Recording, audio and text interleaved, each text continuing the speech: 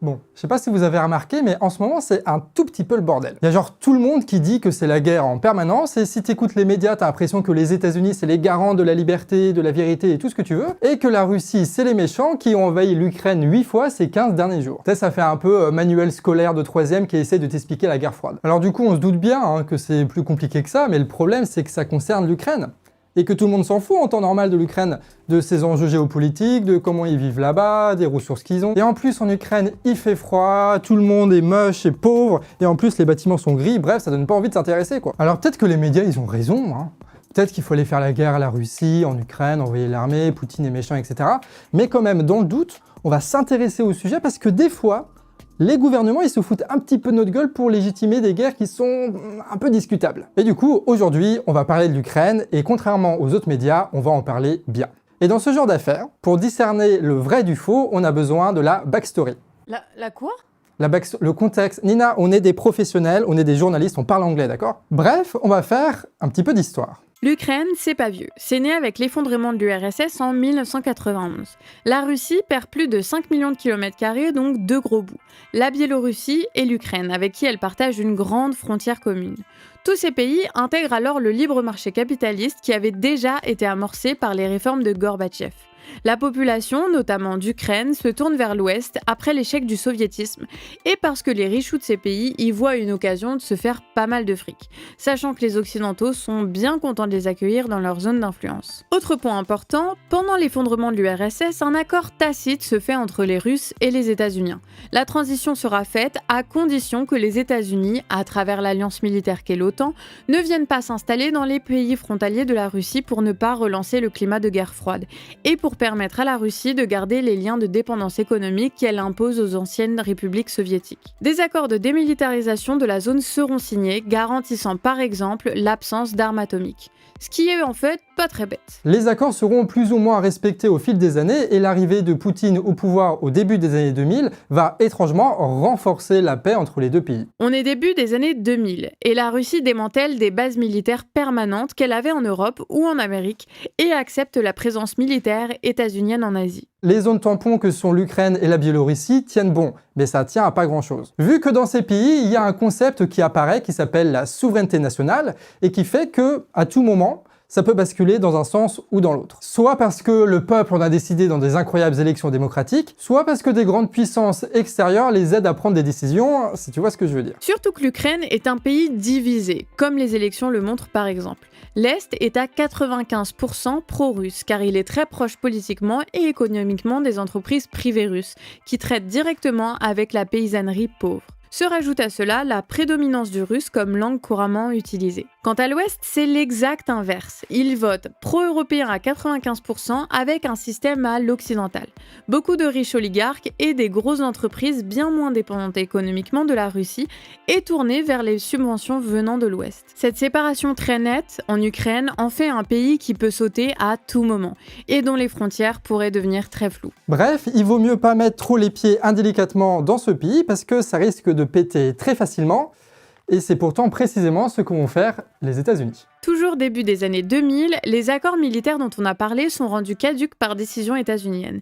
Ils mettent en place de nombreuses bases militaires proches de la Russie, notamment en Pologne. Économiquement, l'Europe pousse l'Ukraine à signer un traité de libre-échange avec elle, évidemment, ce qui est vraiment une riche idée, sachant que le SMIC là-bas est à 100 € par mois, ce qui ne va pas du tout faire de la concurrence avec d'autres pays de l'Union européenne, pas du tout. Sauf qu'il y a un petit détail important dans l'histoire, c'est que la Russie est elle aussi dans un traité de libre-échange avec l'Ukraine. L'Ukraine produit du blé que des entreprises privées russes transportent et traitent, et en échange, la Russie leur file du gaz à moindre prix. Sauf que, si tu réfléchis bien, si l'Europe a un traité de libre-échange avec l'Ukraine, qui a elle-même un traité de libre-échange avec la Russie, ça veut dire que l'Europe et la Russie sont dans une situation de facto de libre-échange, ce qui n'est pas du tout concevable en fait. En réalité, avec ce traité de libre-échange entre l'Ukraine et l'Europe, en fait, l'Europe impose un choix à l'Ukraine. Soit rentrer dans la zone d'influence états-unienne à travers l'Union européenne, soit rentrer dans la zone d'influence russe. Mais il n'y a pas d'entre-deux. Mais vu que le pays n'est pas suffisamment puissant pour être indépendant,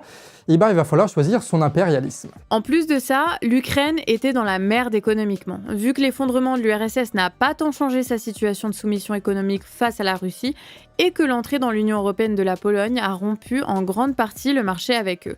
Sans grande industrie, en totale dépendance, le PIB s'écroule et leur monnaie part en cacahuètes. Sans possibilité de s'en sortir seul, le gouvernement de l'époque, plutôt pro-russe, tente de choper du pognon et demande de l'aide à l'Union européenne. 20 milliards par an pour signer leur fichu traité, ce que l'Europe refuse. Le président ukrainien revient alors vers la Russie qui, lui, signe un très très gros chèque. Le traité de libre-échange avec l'Europe est donc enterré aux grandes dames de l'Ouest ukrainien. Et toutes ces magouilles et revirements politiques ont eu de grandes conséquences sur ce pays. Genre raviver toutes les tensions nationalistes qu'il y a entre l'Est et l'Ouest. Mais surtout, les États-Unis ne vont pas faire ce plaisir à la Russie de retrouver une Ukraine pro-russe. Et ils vont donc profiter d'un mouvement social né en 2014 dans une place à Kiev qui s'appelle Maïdan. Un mouvement qui n'a jamais vraiment été analysé par nos journalistes et du coup tout ce qu'on va dire ça va être basé sur l'incroyable travail d'Olivier Berrouillet que vous pourrez retrouver en description avec le site lescris.org. Un mouvement social pro-européen nommé Euromaïdan se mobilise sur la place de Kiev, réclamant un rapprochement de leur pays avec l'Europe.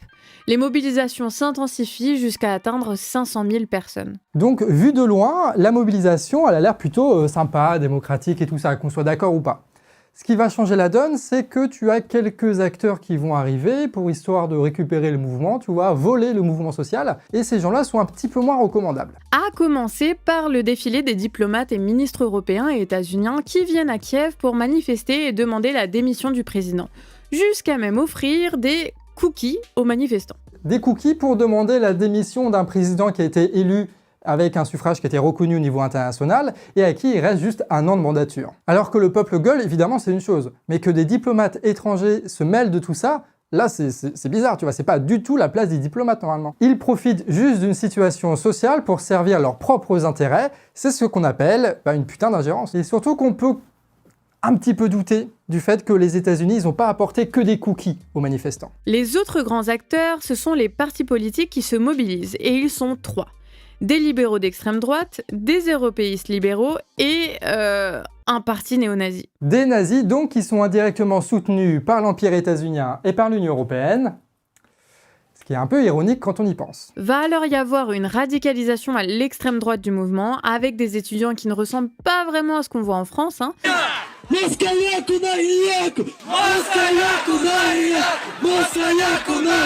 Mais aussi avec la présence de groupes paramilitaires fascistes qui vont foutre le bordel et tirer avec des flingues sur la police, par exemple, en en tuant 10, ce qui provoque une réponse à balles réelles tuant une centaine de miliciens.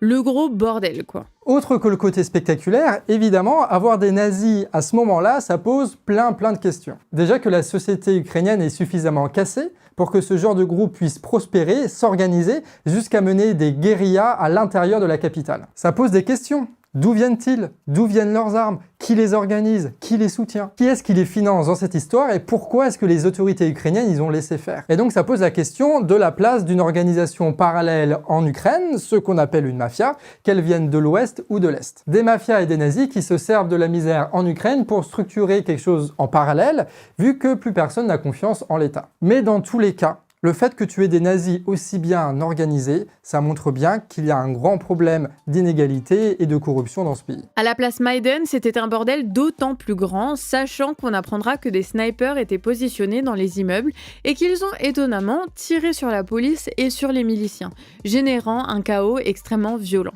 Et la suite, elle est très prévisible. Il y a le président et l'opposition qui signent des accords de paix, sauf que les paramilitaires fascistes, ils s'en battent les doigts, ils continuent de menacer de mort le président qui est contraint à l'exil en Russie, ce qui fait que il n'y a plus de président en Ukraine et l'Assemblée nationale le destitue 3 jours plus tard. Ce qui fait qu'en 3 jours, le bordel de Maïdan a réussi à renverser le gouvernement pour le meilleur mais surtout pour le pire. Le 27 février, un nouveau président est nommé par l'Assemblée sous la bénédiction des États-Unis, avec qui ils font de belles photos qui n'ont aucun sous-entendu, non vraiment aucun.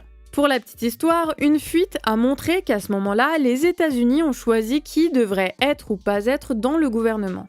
Une preuve qui montre que celui-ci devient un État fantoche au service de l'administration Obama. Dans un interview quelques années plus tard, Biden, à ce moment-là vice-président, raconte avec le sourire aux lèvres comment il a conditionné une aide à l'Ukraine en échange de dégager un procureur qui, selon lui, ne faisait pas le bon boulot. I said, you're not getting the billion. I'm going to be leaving here. And I think it was, 6 hours? I said, I'm leaving in 6 hours. If the prosecutor's not fired, you're not getting the money. Well, son of a bitch. Got fired. And they put in place someone who was solid. Biden, ce putain de mafieux, quoi. Dans ce gouvernement, on retrouve essentiellement des Ukrainiens de l'Ouest qui sont pro-Europe, et donc on retrouve nos chers libéraux, mais aussi les libéraux d'extrême droite. On retrouve beaucoup aussi d'oligarques qui vont se retrouver gouverneurs de différentes provinces, et on retrouve aussi nos amis nazis. Des nazis qui occupent des postes clés comme celui de l'intérieur, on peut le deviner, mais aussi le ministère de l'écologie.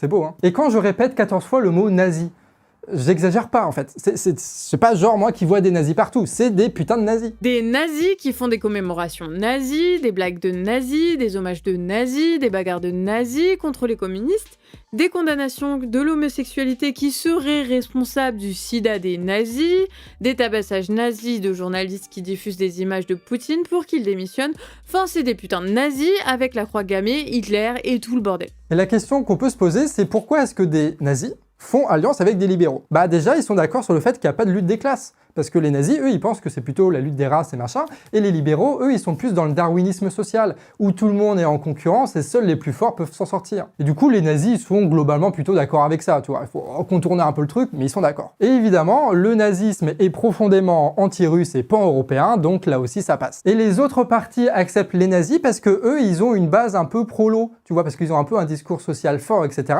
Ce qui fait que ça donne une légitimité à ce gouvernement. Et surtout parce que c'est des putains de paramilitaires et que du coup, s'ils le veulent, ils peuvent foutre le bordel comme ils ont fait à Maïdan. Et les Européens, eux, apparemment, ils préfèrent traiter directement avec des nazis qui sont certes nazis, mais qui sont au moins à peu près d'accord sur le libre-échange, plutôt qu'avec des pro-russes qui leur demandent 20 milliards par an. Des nazis qui s'empresseront de détruire toutes les preuves liées à l'histoire des snipers mercenaires pour qu'aucune enquête ne soit menée. C'est donc qu'il y avait des choses à cacher. Pour vous dire l'ambiance, même les membres du parti de la droite dure prennent des photos d'eux avec des fusils. Bref, c'est cette belle équipe qui va signer le 21 mars 2014, vous savez quoi ? Le traité de libre-échange avec l'Union européenne. Et bien sûr, dedans, il n'y a pas la subvention des 20 milliards par an, c'est juste un traité de libre-échange. L'Europe est gagnante largement puisque nos petits oligarques vont pouvoir très facilement envoyer les usines en Ukraine vu que le SMIC est 10 fois moins cher. Donc oui, Hollande a signé un contrat avec des nazis, quoi. Alors oui, c'est vrai, les nazis devaient choisir un camp ou l'autre, tu vois, comme on l'a dit. C'est pas le souci c'est qu'on n'est pas censé faire des partenariats avec les nazis, nous.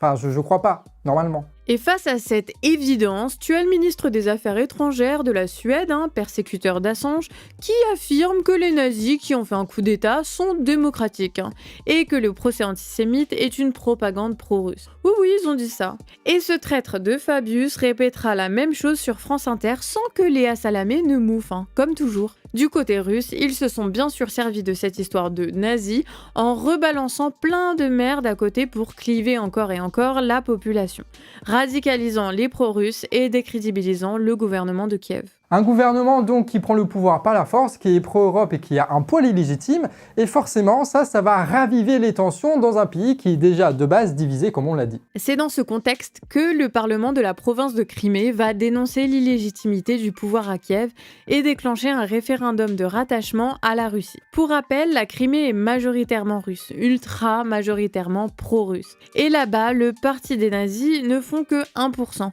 Contre 40% à l'ouest. Le référendum sera alors largement remporté par l'adhésion de la Crimée à la Russie. Et le truc qui est marrant avec ce truc-là, c'est que le move, il est à peu près légal au niveau du droit international. Pourquoi ? Parce qu'il y a une jurisprudence avec le Kosovo. Et au Kosovo, en fait, c'était passé exactement la même chose, sauf que c'est les États-Unis qui avaient voulu créer un État fantoche pour un peu niquer la Russie. Et du coup, c'est la Russie maintenant qui utilise ce qui s'est passé au Kosovo pour niquer les États-Unis. Du coup, ça fait un partout la balle au centre, quoi. Et là encore, le Washington Post et les États-Unis ont tenté de balancer de la propagande contre la Russie, affirmant que des soldats russes étaient présents à l'est de l'Ukraine, balançant des photos en très très basse résolution de mecs barbus en Géorgie et en Ukraine, ou pire, en prenant 2 photos du même groupe le même jour, en Ukraine, et en affirmant que la première vient de Russie. Enfin bref, on a comme l'impression que l'histoire bégaye comme dirait l'autre. Et c'est ce même contexte très précis qui enclencha ce qu'on appelle la guerre du Donbass, qui est une région qui regroupe les 2 provinces les plus à l'est de l'Ukraine. Là-dedans, tu as 2 camps aux intérêts opposés qui s'affrontent. Déjà, les pro-russes, qui sont eux du coup dépendants de l'industrie et des accords avec la Russie que Kiev veut remettre en question. Et de l'autre côté, tu as donc l'armée régulière ukrainienne soutenue par l'OTAN. Avec comme principal enjeu le contrôle de la ville de Donetsk, qui est une grande ville industrielle, mais aussi un port très puissant et un nœud ferroviaire de la région. Et ce conflit, c'est le bordel. Il y a des centaines de milliers de morts et des millions de réfugiés. Un endroit où aucun journaleux ne met les pieds et dont on n'a aucune information. Si ce n'est celle de l'armée très loin d'être fiable. Et du coup, on va pas s'avancer plus que ça sur ce qui se passe dans la guerre du Donbass. On va juste garder l'essentiel. Là-bas, c'est la merde. Ce qu'on peut analyser, par contre, c'est la propagande française, avec par exemple le magazine Elle, détenu à l'époque par Lagardère, qui met en avant des combattantes ukrainiennes trop mignonnes qui se révèlent être en réalité des nazis. Ouais. Berrouillet et sa communauté ont retrouvé leurs traces et d'autres photos, disons, un peu plus gênantes. Alors oui, c'est vrai, elle est nazie. Mais vu qu'elle est sexy, ça compense un peu, non? Non, bah non, elle reste nazie. Et dans cette obscurité incroyable avec des mensonges, des guerres et des nazis partout, il va y avoir une lumière qui va surgir, François Hollande. Fin 2014, Hollande, Poutine, les représentants séparatistes pro-russes et le gars de l'Ukraine là, signent l'accord de Minsk, établissant un cessez-le-feu et un retour à la diplomatie avec une désescalade des deux côtés, pour éviter qu'une guerre en Europe s'éternise. Sauf que c'est François Hollande, et il a une légère tendance, je sais pas si t'as remarqué, à trahir. Et oui, la veille, l'OTAN avait apporté tout son soutien à l'Ukraine en annonçant des coopérations militaires entre l'Alliance et l'Ukraine, brandissant une nouvelle ligne rouge dans le conflit avec la Russie. L'Union européenne enchaîne ensuite avec des sanctions économiques contre la Russie, sorties d'un peu nulle part, montrant bien qui est véritablement dans le collimateur de l'Europe. Donc d'un côté, ils disent oui, il faut faire la désescalade, patati patata. Sauf que la veille, ils disent « Ouais les gars, on va armer à fond l'Ukraine et on va envoyer un maximum de fric pour niquer l'économie russe. » Alors ce qui devait arriver, arriva. Les accords ne sont pas respectés et depuis, la guerre continue dans le Donbass. Donc ça veut dire qu'il y a en Europe une guerre qui dure depuis 8 ans. Voilà. Donc quand ils vous disent là, les mecs des journaleux, les gouvernants dire « Non, on est contre la guerre en Europe, machin, la Russie et tout », c'est le cas. Il y a une guerre en Europe. Ça fait 8 ans que ça dure. Et évidemment, dans cette histoire, la situation économique de l'Ukraine s'est encore aggravée parce qu'ils doivent gérer une guerre et en plus gérer la transition d'un pouvoir, d'une corruption vers une autre corruption. Et elle se retrouve dans une situation assez particulière puisqu'elle est au bord de la faillite, au bord du défaut de paiement avec la Russie à qui elle doit 3 milliards. Cette fois, c'est le FMI qui les sauvera, en changeant ses règles pour rendre légal le financement de dettes entre deux États, prouvant encore une fois que le cadre international n'existe pas et qu'il soutient toujours le même camp dans le conflit. Une aide bien sûr couplée à une austérité massive qui va servir le pays sur un plateau d'argent à nos oligarques industriels et financiers occidentaux. Et ce qui était prévu arriva. Tu as Kiev qui va multiplier les accords et les déclarations pour rejoindre la zone d'influence états-unienne. Les États-Unis se mobilisent pour que l'Ukraine intègre l'OTAN, et ainsi pour pouvoir se positionner à la frontière russe. Puis, l'OTAN reconnaît en 2020 l'Ukraine comme partenaire privilégié. En 2021, le nouveau président ukrainien déclare vouloir rejoindre l'OTAN. Commencent alors des exercices militaires des États-Unis dans la mer Noire, donc littéralement à la frontière russe. Et là, normalement, ça doit faire un petit tic dans ton cerveau. Parce que les États-Unis ont d'abord rompu un traité sur les armes nucléaires pour ensuite envoyer littéralement des bateaux de guerre à la frontière de la Russie sur la mer Noire. Et là, il n'y a personne qui s'inquiète. T'as pas d'indignation, ni des médias, ni des politiques. Et quand tu as la Russie qui fait des mouvements de troupes à l'intérieur de son territoire, à l'intérieur de ses propres frontières, ça équivaudrait à une déclaration de guerre? Est-ce que vous n'avez pas l'impression qu'on se fout quand même un tout petit peu de votre gueule? Ah oui, j'oublie pas. Je vais poser le truc comme ça, voilà, c'est posé, c'est sur la table, la question est dite. Qu'est-ce que putain de bordel de merde foutent les États-Unis en Ukraine? Je veux dire, les États-Unis, ils ont 800 bases militaires partout dans le monde. Pourquoi est-ce qu'ils en ont besoin d'une 801e en Ukraine? Et pas à la frontière de n'importe quel pays, à la frontière de la Russie, la deuxième armée au monde, à qui ils ont déclaré une guerre économique et diplomatique depuis des années. Genre par exemple, je sais pas si t'as remarqué, mais avant c'était le G8. Voilà, et maintenant on est passé au G7 parce qu'ils ont viré la Russie. Pourquoi est-ce qu'ils ont fait ça? Il n'y avait pas de raison valable, c'était juste parce qu'il fallait faire la guerre diplomatique à la Russie. Et du coup, ils envoient des hommes à la frontière d'un pays à qui ils ont déclaré une guerre froide. C'est débile. S'ils veulent faire la guerre, ils ont qu'à la faire chez eux, mais pas en Europe, quoi, merde. Depuis quelques années, l'Ukraine est littéralement arrosée de pognon par l'OTAN. Des subventions directes pour son armée, des formations militaires, des grosses subventions de la part de l'Union européenne pour financer le déploiement de troupes vers la frontière russe. La collaboration aussi avec la Turquie, membre de l'OTAN, qui lui a filé des drones de combat. En parallèle, le président ukrainien censure des sites d'opposition et des chaînes de télé sans base légale, car ils seraient pro-russes, ce qui gêne la propagande de guerre. Et en attendant, ce qui était prévu arriva aussi, c'est-à-dire la multiplication des actes antisémites et nazis en Ukraine, ce qui crée vraiment une belle ambiance dans le pays. La Russie proposera alors 2 nouveaux traités de paix avec comme condition la désescalade mutuelle des 2 belligérants, qui restera sans réponse. On apprendra via une fuite de Wikileaks que la Russie a multiplié les appels diplomatiques ignorés par les États-Unis, qui étaient alors bien au courant des conséquences de leur provocation. C'est le retour d'une guerre pas si froide que ça entre les États-Unis d'un côté et la Russie. D'où l'humiliation de Macron quand il s'est bougé pour aller à Moscou.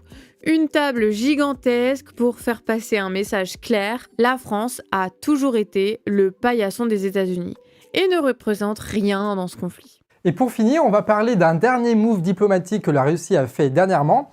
Vous allez voir, c'est subtil, mais c'est marrant. En gros, les Russes ont plus ou moins annoncé qu'ils demandaient à Cuba et au Venezuela s'ils pouvaient mettre des bases militaires chez eux. 2 pays qui sont sous un blocus illégal des États-Unis et Cuba qui se trouve à 150 km des côtes états-uniennes.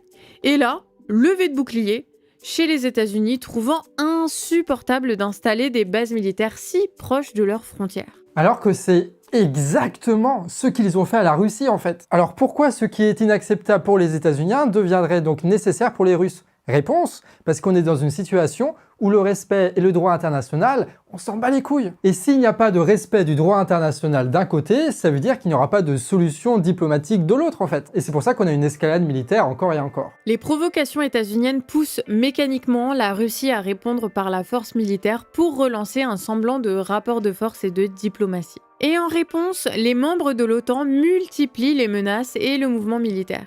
Le tout s'avançant dans un scénario de guerre que les médias répètent depuis maintenant plus de 10 ans, histoire de rendre acceptable une guerre qui ne l'est absolument pas à la base. Le refus du droit international entraîne une escalade permanente du conflit dont personne ne sait aujourd'hui où elle va s'arrêter. Et voilà comment l'Ukraine a été le théâtre d'une guerre froide et a été déchirée à cause d'un impérialisme états-unien qui a provoqué un autre impérialisme russe. Bon, c'est mignon, avec tout ça on a compris à peu près l'histoire. Sauf qu'il manque quand même quelque chose d'assez important. C'est que oui, il y a un conflit entre les 2 pays, mais pourquoi? Bon Dieu de pourquoi? Alors ils s'aiment pas, ok, il y a des délires idéologiques chelous avec les États-Unis et la Russie, ok, mais il y a bien des raisons matérielles quand même qui expliquent tout ça. Alors on a cherché et on a trouvé 3 de ces raisons matérielles, et la première d'entre elles, c'est le gaz. Alors la Russie, une de ses particularités, outre le fait qu'il fasse très froid, c'est le fait que c'est un des premiers producteurs de gaz de la planète. Et c'est surtout l'un des principaux fournisseurs de l'Europe. Et la grosse entreprise qui gère ça, elle s'appelle Gazprom. C'est une société majoritairement détenue par l'État russe, mais qui a ses propres intérêts et sa propre façon de faire du lobbying. Elle arrive par exemple à employer d'anciens politiques européens, histoire d'assurer ses arrières. Elle possède des contrats importants avec Engie en France et fournit 100% du gaz à l'Autriche. Son autre grand client énergétique, c'est l'Allemagne, qui depuis son arrêt du nucléaire est encore plus dépendant du gaz pour sa production électrique. Histoire de s'assurer un soft power, Gazprom organise régulièrement en Europe des dîners de gala pour y rencontrer les grands oligarques du coin, où se pointe de manière parfaitement imprévue Poutine pour enchaîner les photos. Et la grande majorité de ce gaz, ça passe par des pipelines, évidemment, qui traversent quel pays? L'Ukraine. Tu commences à voir venir les trucs? À l'Est, la Russie étend aussi son influence en signant de très gros contrats avec la Chine, dont la consommation de gaz explose. Des Russes qui ont construit des villes-usines et mobilisé 10 000 ouvriers pour construire une pipeline qui traverse la Sibérie pour rejoindre la Chine, créant à l'occasion la plus grande infrastructure de traitement de gaz au monde dans une région qui se nomme Amour. Ah, ça en sera presque poétique, hein. Les 2 géants renforcent leur coopération et deviennent peu à peu indépendants du dollar. Ils se détachent donc de l'hégémonie des États-Unis grâce à l'autonomie énergétique, un système bancaire parallèle, un fort tissu industriel, un impérialisme économique en Afrique et des ressources premières stratégiques. Un développement au point de s'affirmer comme un solide concurrent face aux États-Unis qui perd peu à peu ses parts de marché. Ce n'est donc pas très étonnant de voir les États-Unis pratiquer avec la Chine ce qu'on constate aujourd'hui avec la Russie. Une multiplication des manœuvres militaires et des accords qui menacent l'intégrité territoriale de la Chine, faute d'avoir pu imposer son hégémonie via ses sanctions et sa monnaie. Alors d'un côté, la Russie a de solides liens commerciaux avec l'Europe et elle renforce son alliance avec la Chine, Chine, ce qui fait que les deux là, c'est un véritable bloc concurrent et solide à l'hégémonie états-unienne. Et là-dessus, il faut rajouter une information qui est très importante. Le fait que les États-Unis ont développé le gaz et le pétrole de schiste à tel point qu'ils sont devenus producteurs nets de pétrole et de gaz. Ça veut dire qu'ils produisent plus de gaz qu'ils n'en consomment, ce qui veut dire aussi qu'il faut le refourguer à d'autres pays. Sauf que le gaz de schiste, c'est super polluant et en plus, c'est très très cher à l'exploitation. Et il faut aussi l'envoyer sur des bateaux frigorifiés pour ensuite faire traverser l'Atlantique et que tout ça soit traité en France dans des ports aux infrastructures très complexes. Enfin bref, ça coûte bien plus cher que le gaz russe et ça peut pas donc s'imposer naturellement dans le libre marché européen. La question devient donc comment est-ce que, bon Dieu, les États-Unis vont réussir à refourguer leur gaz alors que le marché est saturé et que leur truc est beaucoup plus cher que les autres. Et c'est la grosse galère, surtout qu'à côté, les Russes, eux, ils sont pas cons. Sentant le loup arriver, avec Maiden, ils ont lancé la construction de Nord Stream 2, un gros tube qui va doubler le flux de gaz par les routes du Nord qui rejoint directement l'Allemagne. La construction du pipeline est aussi un désastre écologique, vu que ça a flingué la réserve de Kurgalski, regroupant une énorme biodiversité. Mais bon, on s'en fout des oiseaux et des phoques de la mer Baltique. L'important, c'est que même avec tous ces travaux, le gaz russe est toujours moins cher que le gaz de schiste états-unien. Et surtout, le Nord Stream 2, comme le nom l'indique, ça passe par le nord. C'est-à-dire, ça va directement de la Russie à l'Allemagne en traversant la mer Baltique, ce qui veut dire que c'est totalement indépendant des aléas politiques de l'Ukraine. Donc la Russie a posé ses pions, ils étaient en train de gagner la partie, et c'est à ce moment-là que les États-Unis ont décidé de sortir les crocs, mais de manière un peu douce pour commencer. Le Monde Diplo en parlait. Avant même la fin des travaux du Nord Stream 2, les États-Unis lancent des sanctions et des menaces totalement illégales, mais fortes. Si les travaux du Nord Stream 2 s'achèvent, ils priveront les entreprises concernées de tout le marché états-unien, ils interdiront les dirigeants de poser le pied aux États-Unis et les empêcheront d'utiliser le dollar. Normalement, c'est pas trop le genre de menace que tu es censé recevoir quand tu es censé être un pays allié. Mais c'est pourtant ce qu'ils ont fait, et c'est précisément ce genre de loi qui organise de fait un blocus sur l'île de Cuba, sur le Venezuela, sur l'Iran ou sur la bande de Gaza, et du coup c'est pas anodin, tu vois. Ils l'ont déjà fait avant, ils pourraient très bien le refaire maintenant. Sauf que les Allemands ne cèdent pas et le gazéoduc est terminé, mais point important, il n'est pas encore opérationnel. Les États-Unis ont perdu une bataille, mais pas la guerre, ils ne lâchent pas l'affaire, et ce qui ne va pas marcher avec la dissuasion financière marchera peut-être avec la dissuasion militaire. Et ça va être l'occasion pour eux de faire une pierre deux coups. En pressant un conflit avec l'Ukraine et en obligeant les Européens à prendre position, les États-Unis vont pouvoir imposer des sanctions à la Russie qui auront comme conséquence de bloquer l'utilisation du Nord Stream 2. Et dans le même temps, en s'appropriant l'Ukraine, ils vont pouvoir multiplier les accords commerciaux pour favoriser le blé états-unien et bloquer l'autre grand axe du gaz pour réguler le trafic et ainsi imposer son gaz de schiste au marché européen. Et dans cette histoire, la Russie perd aussi un de ses principaux leviers pour rapport à l'Europe, puisqu'ils ne peuvent pas menacer par exemple de fermer le gaz. Parce qu'au moment où ils le feront, tu vas avoir les États-Unis qui enverraient leurs bateaux pour combler le marché. Et là, ils se feront avoir. Et du coup, la seule chose que peut faire la Russie pour contrer ces attaques-là, c'est de montrer les gros bras, de rentrer dans un rapport de force en espérant que ça suffise pour relancer les accords diplomatiques. Sauf qu'en faisant les gros bras, en fait, tu nourris toute la propagande qui va justifier pour les pays, pour les médias, pour la population, le fait que des sanctions arrivent. Et du coup, la Russie n'a pas trop le choix que de rentrer dans le jeu des États-Unis. C'est l'Europe qui prend cher, mais pour eux, les États-Unis, c'est échec et mat. Et ce qui est marrant dans l'histoire, c'est que l'Europe accepte que des menaces de guerre soient faites sur son territoire. Tout ça pourquoi ? Pour que ce soit les États-Unis qui leur refilent du gaz beaucoup plus cher que ce qu'ils avaient déjà avec les Russes. Du coup, on est genre doublement perdant, mais il n'y a aucun dirigeant qui mouffe, et notamment Macron. Bref, tous ces événements, comme de très nombreux conflits, sont liés en fait au pipeline. Tu as d'un côté la Russie et la Chine qui arrivent à imposer malgré tout leur gaz à l'Europe, et de l'autre côté, les États-Unis qui veulent à tout prix revendre leur mer de gaz de schiste qui détruisent leur territoire. Et entre tout ça, c'est la stabilité de tout un continent qui est en jeu, et avec ça, les guerres et tout ce que ça comporte. Bref, pas sûr que ce soit nous qui sommes gagnants dans l'histoire. Donc le gaz, c'est la principale raison qui pousse les États-Unis à vouloir foutre le bordel en Europe. Mais c'est pas la seule. Il y a aussi ce qu'on appelle le lobby de l'armement. Et l'armement, c'est un peu comme le gaz, c'est tellement stratégique et réglementé qu'on peut pas vraiment dissocier les entreprises privées de l'État. Ce qui fait que quand on parle de géopolitique, il faut parler des deux à la fois. Surtout qu'aux États-Unis, c'est une énorme industrie de pointe qui influence très largement la politique internationale du pays. En tout, c'est 768 milliards de dollars, des millions d'emplois dans l'armée, l'industrie, le renseignement et 1,4 million de soldats qui sont prêts à partir n'importe où pour n'importe quel intérêt. Ils sont aussi grands exportateurs d'armes, ce qui les rend indépendants de tout autre pays. Mais la Russie, elle aussi, elle n'est pas sans reste. Seconde armée du monde, une forte industrie et elle aussi exportatrice. Ce qui fait qu'on ne peut pas vraiment différencier les intérêts de l'État russe du lobby de l'armement russe. Tu vois, les deux, c'est quasiment les mêmes. Et des médias aussi d'ailleurs. Tout ça, ça forme un bloc assez uni. Enfin, je dis ça pour rapport à la Russie, mais fais pas trop le malin, parce qu'en France, c'est exactement pareil. Et pour les États-Unis, c'est aussi le cas. Le lobby, il est présent dans les conseils d'administration des principaux médias comme le Washington Post ou la BBC qui vont vendre les guerres. Des médias que tous nos journaleux vont repomper sans recouper, bien sûr, parce que ça coûte moins cher en fait. Et puis on s'en fout un peu de l'international, non ? Ça, couplé avec le fait que les médias refusent d'inviter des représentants russes pour expliquer leur vision du monde. Et puis donc on obtient quoi ? Un réseau qui va permettre une véritable propagande de guerre à laquelle on assiste aujourd'hui. Et pourquoi est-ce que ce lobby il veut mener des guerres ? En fait, c'est très simple. Pour lui, les guerres, c'est des marchés qui se développent. Parce qu'il faut armer les gens, il faut construire des véhicules, il faut des gens dans le renseignement, il faut embaucher des milices. Et donc forcément, ça va générer un marché qui va être largement profitable à ces industriels. L'autre utilité des guerres, c'est évidemment le fait que ça justifie que des milliards d'impôts soient prélevés et qu'ils arrivent directement dans les caisses de ces industriels. Et on est à un tel niveau de corruption et d'interdépendance que c'est pas vraiment l'État qui choisit, tu vois. Les lobbies ont leurs propres moyens pour essayer de pousser un maximum ces États à enclencher des guerres et à les accélérer. Mais c'est là où il faut être précis, c'est que oui, le lobby de l'armement veut déclencher des guerres, mais elles ne veulent pas que ça se termine. Elles veulent que ce soit seulement des guerres interminables, comme ça s'est passé en Afghanistan et comme ça se passe en ce moment avec la Russie. Une guerre qui n'a pas de fin, ça veut dire que c'est des investissements et des subventions qui vont arriver sans fin. Et quand on y réfléchit bien avec un peu de recul,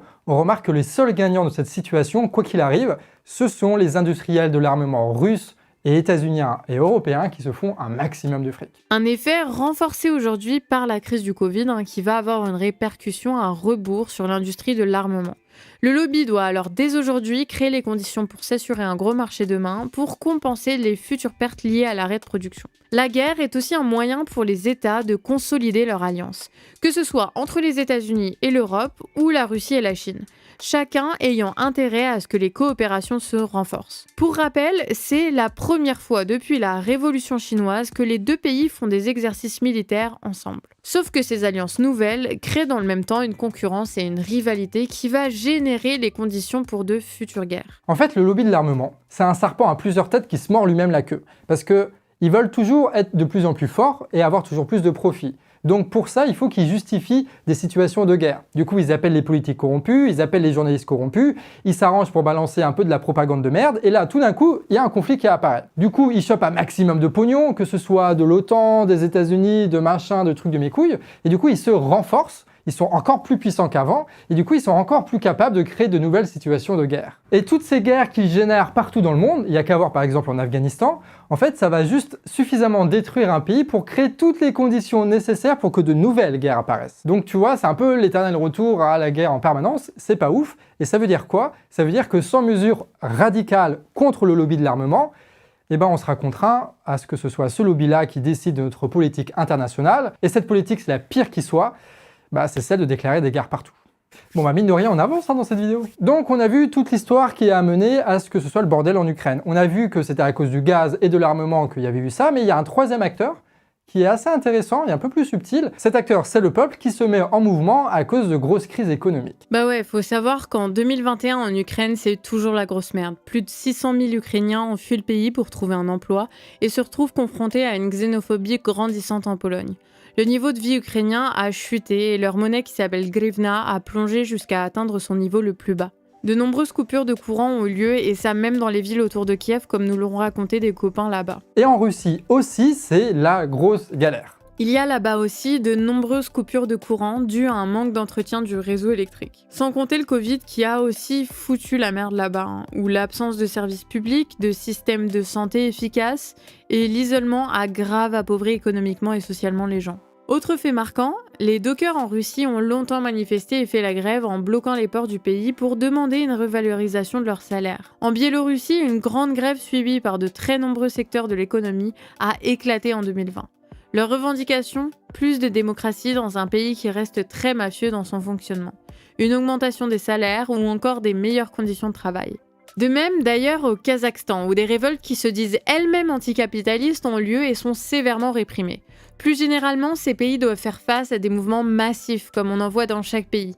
Que ce soit la France, le Canada, les États-Unis, en Afrique et en Asie, des mouvements qui revendiquent une vie digne et qui sont plus difficiles à réprimer et contrôler du fait de leur caractère spontané et désorganisé. Bref, la merde économique produit une merde sociale que nos États autoritaires adorent remettre sous le tapis avec la bonne excuse que oui, c'est la guerre, vous comprenez, patati patata. Bah oui, parce que la guerre, ça nécessite l'unité du pays, donc ça légitime le fait de réprimer les mouvements sociaux et ça renforce le nationalisme débile dans tous les États. La guerre nécessite évidemment un État fort, ce qui justifie là aussi les pires dérives autoritaires, et les guerres, ça nécessite des sacrifices, ce qui permet de cacher toutes les conséquences de la crise économique. Bah oui, réfléchissez, hein. Tant que Macron nous fait croire qu'il va résoudre la crise en Russie, on ne parle pas de ses affaires de corruption, de détournement de fonds, ou de son bilan, hein. Et pareil pour le pouvoir russe. La guerre est avant tout un moyen pour les États autoritaires de se relégitimer et de se renforcer. Sauf que la société, elle a un petit peu changé depuis la guerre du Vietnam où quelques petits mensonges suffisaient à massacrer des millions de personnes. En Ukraine, les médias nationaux, qui ne sont pas censurés par le gouvernement, n'arrêtent pas de relayer les annonces prémonitoires des médias états-uniens.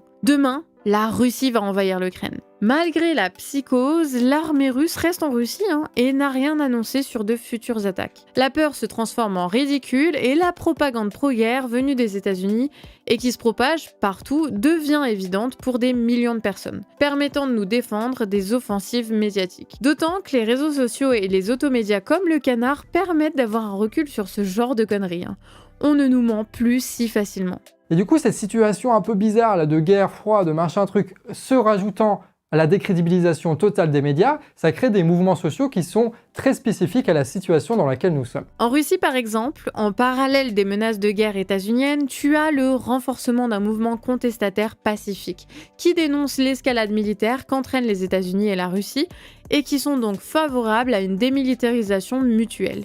Des manifs qui ont commencé en 2015, un 1er mai, avec comme slogan principal « Non à la politique belliqueuse » et qui apporte son soutien à la population ukrainienne. Et là, on va faire un raisonnement qui est, je crois, très important, qui est subtil, mais qui est très important et qui est jamais fait dans les autres médias. La Russie n'est pas aujourd'hui en mesure de stopper les agressions et les menaces des États-Unis, notamment au niveau économique. Et céder sur son militarisme aujourd'hui, ça voudrait dire qu'elle laisse en fait largement le champ libre aux États-Unis, qui va installer des bases partout aux frontières de la Russie et qui vont niquer ses plans au niveau du gaz et détruire une bonne partie de son économie. Et du coup, nous, on dit nique tous les impérialistes, mais on dit aussi que la situation est largement asymétrique. La Russie ne peut pas céder sur ce qu'il y a de plus important pour elle. Par contre, les États-Unis, ils peuvent largement dégager d'Ukraine en fait, ils ont rien à foutre là, encore une fois. Donc ça veut dire que si on veut qu'il y ait un mouvement pacifique qui prenne de la force et qui soit légitime et qui arrive à l'emporter en Russie, ça veut dire que de l'autre côté, il faut que cessent toutes les menaces des États-Unis et de l'Europe, histoire d'aboutir à un traité de paix et une véritable démilitarisation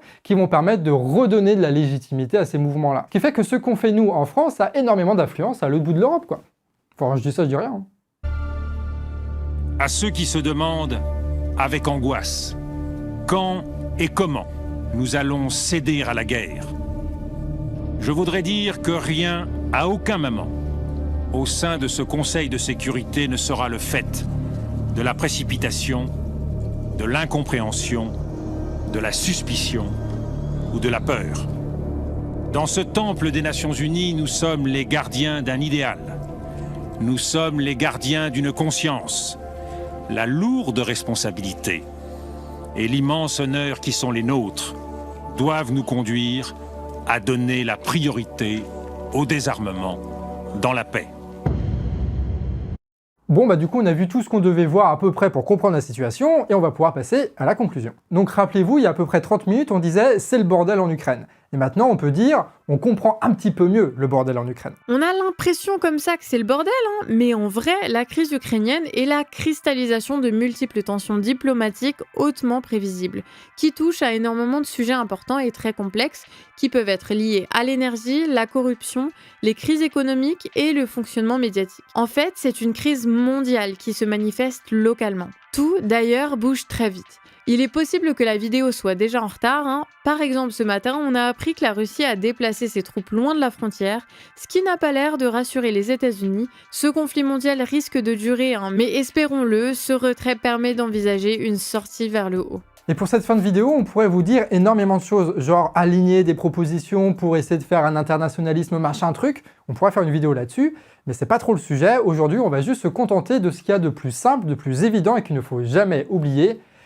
C'est que personne ne veut de la guerre. Ni le peuple ukrainien, ni le peuple russe, ni le peuple français. C'est une saloperie qui détruit les gens, qui détruit les infrastructures, qui détruit la richesse de tous les pays et qui crée toutes les conditions nécessaires pour qu'il y ait de la merde qui arrive après, notamment d'autres guerres. La guerre, c'est perdre le contrôle total d'un territoire et c'est laisser le pire advenir.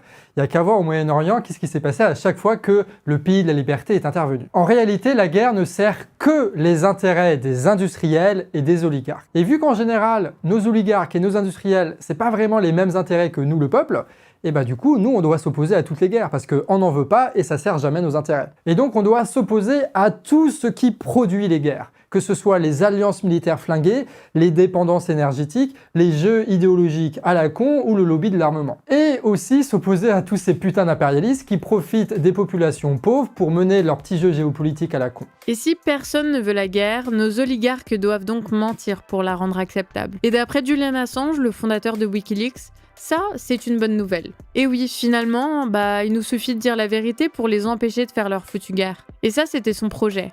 Révéler des faits de guerre en Irak et en Afghanistan pour prouver que l'impérialisme se cache toujours derrière la propagande afin de commettre ces crimes contre l'humanité. Et du coup, s'il y a une conclusion pas trop lourde à apporter à tout ce qui se passe en Ukraine, c'est chérissons nos journalistes. Car c'est eux qui nous permettent d'avoir accès à cette vérité-là, qui peuvent empêcher des guerres. C'est ces journalistes-là qui sont subtils, qui travaillent à leur sujet, qui ne vont pas juste être pro-européens parce qu'ils n'aiment pas Poutine ou inversement. C'est ces journalistes-là qui vont nous permettre d'avoir suffisamment d'analyse et suffisamment de faits pour montrer qu'il y a des énormes manipulations et qu'il ne faut surtout pas suivre nos dirigeants là-dessus.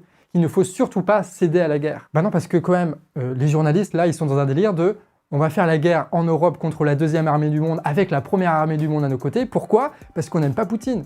C'est ça le niveau d'argumentaire. Rétablissons la vérité pour résister à ce qui arrive. Une guerre qui, même si elle est faite d'intimidation pour le moment, peut très vite déraper. Comme en 2014 où un groupe radicalisé de l'armée russe ont passé la frontière pour prendre possession d'un bâtiment du ministère de l'Intérieur ukrainien. Un accident qui, s'il arrivait aujourd'hui, pourrait provoquer une guerre que personne n'a peut-être vraiment voulu, mais qui arriverait tout de même. Et pour rappel, le vieillard à la Maison Blanche là, c'était le vice-président d'Obama, hein. Le gars qui a déclenché le plus de guerres de l'histoire des États-Unis.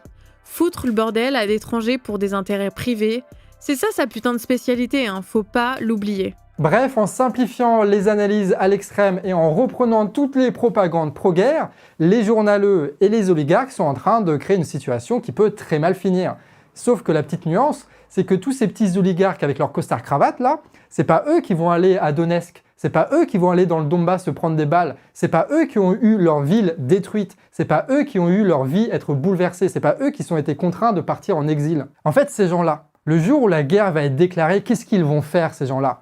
Dans leur petit appartement, dans leur petit truc parisien super bien chauffé, là, qu'est-ce qu'ils vont faire? Ils vont manger des putains de petits fours. Parce que les industriels, ils vont avoir un carnet de commandes rempli, et les journaleux, ils vont pouvoir jouer à fond sur la peur et donc faire des ruptures de stock de leur journal. D'où l'importance de bien connaître cette histoire et d'agir pour ne surtout pas leur donner ce plaisir. Et puis, voilà, je crois qu'on a tout dit. C'est bon, on a fini. Et du coup, j'espère que ça vous a plu, que vous avez appris des trucs, que vous avez mieux compris ce qui s'est passé, etc. Nous, ce qui nous a fait rire dans cette situation, c'est que on a travaillé à 3 pendant 3 jours, dont 2 personnes à mi-temps, et qu'on a réussi à faire en si peu de temps et avec si peu de moyens, mieux que 95% des journalistes. Ce qui ne veut pas dire qu'on est des gens super forts, ça veut dire qu'on se fout quand même un petit peu de votre gueule. Et du coup, félicitations aussi à Déby qui remplace Gabi en tant que gros cerveau officiel du Canard et qui a donc produit sa première fiche et ses premières relectures avec cette affaire-là. Du coup, voilà, félicitations à elle. Comment est-ce qu'on peut finir autrement qu'en disant des bisous, vive la paix, vive Wikileaks, ils sont sympas quand même, et vive le droit de savoir.